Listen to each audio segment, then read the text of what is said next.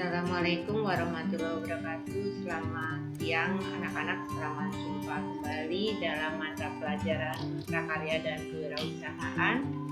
Untuk siang hari ini kita akan membahas tentang perencanaan usaha kerajinan dengan inspirasi budaya non-benda.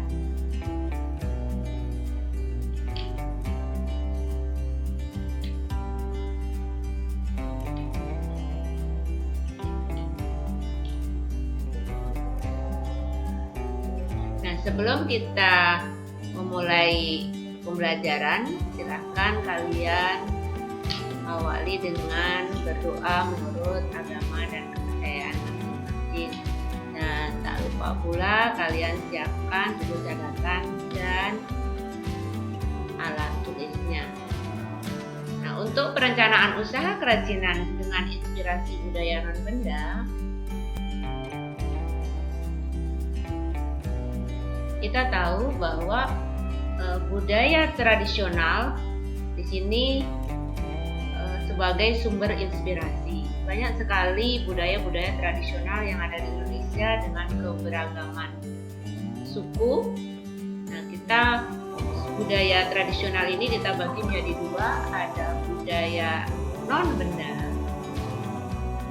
Kemudian ada yang kedua adalah objek budaya atau artefak. Contoh untuk budaya non-benda, di sini ada cerita rakyat, simbol, mitos, tarian, pantun, upacara adat, dan lagu daerah.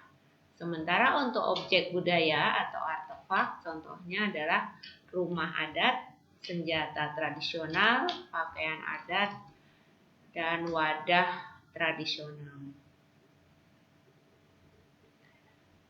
Nah, untuk membuat kerajinan dengan sumber inspirasi dari budaya non-benda ini, kita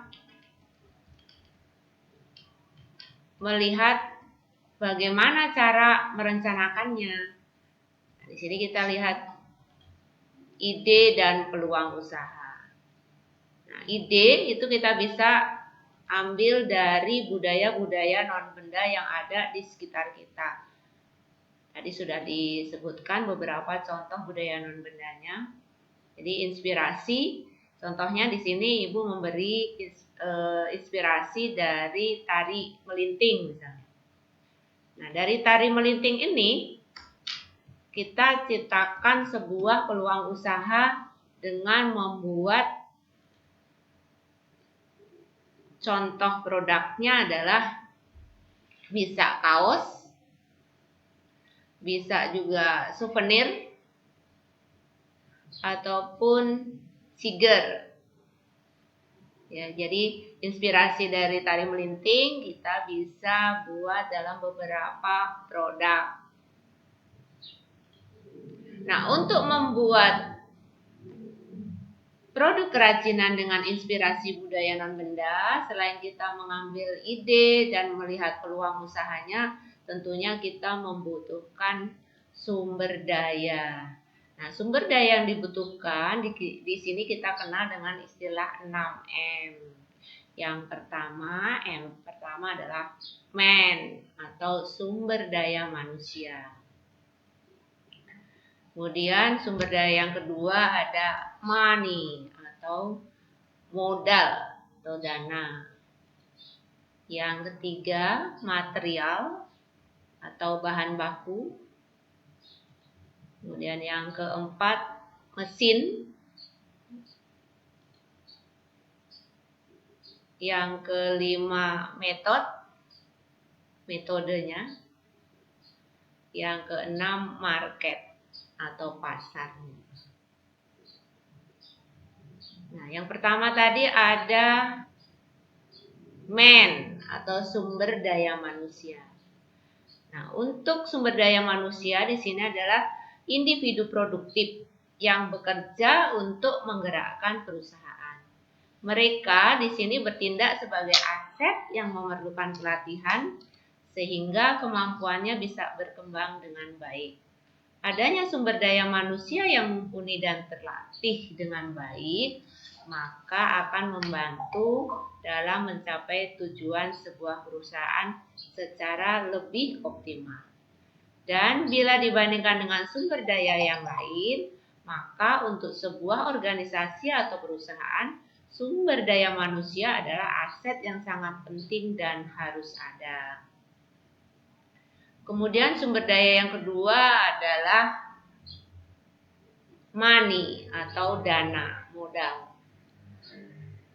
Sebagai alat tukar dan alat pengukur nilai, uang adalah salah satu unsur yang tidak dapat diabaikan. Besar kecilnya hasil usaha bisa diukur dari jumlah uang yang berputar di suatu perusahaan. Untuk memaksimalkan faktor ini, maka perhitungkan dengan matang berapa uang yang harus disiapkan guna membiayai gaji tenaga kerja sekaligus untuk membeli alat-alat yang dibutuhkan. Kemudian sumber daya yang ketiga adalah material. Nah, bahan kerajinan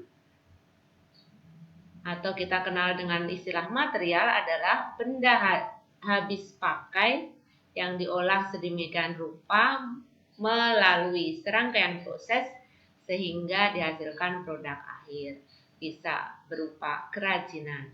Nah, dalam membuat kerajinan tentu dibutuhkan bahan baku seperti bahan alami atau yang berasal dari alam, ada bahan buatan yang biasa dibuat oleh pabrik, kemudian ada bahan lunak atau bahan keras, ada juga bahan organik atau bahan anorganik. Sumber daya yang keempat. Nah, untuk sumber daya yang keempat ada mesin. Nah, dalam proses produksi, mesin mempunyai peranan penting. Banyak pekerjaan manusia yang bisa digantikan atau paling tidak dimudahkan dengan mesin. Dengan mesin atau teknologi tentunya akan lebih efisien. Dan yang kelima ada metode atau metode. Metode adalah tentang bagaimana mekanisme kerja dapat bekerja atau berjalan dengan efektif dan efisien. Metode kerja yang sesuai dengan kebutuhan perusahaan bisa menyangkut proses produksi ataupun administrasi, dan itu memerlukan waktu yang cukup lama. Yang keenam ada market atau pasar.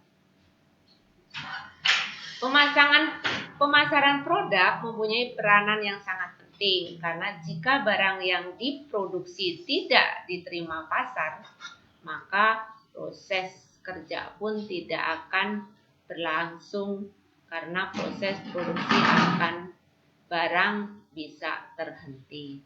Nah, itu tadi bagaimana cara membuat usaha kerajinan dengan inspirasi budaya non-benda. Untuk tugas kalian silakan lihat di classroom. Terima kasih.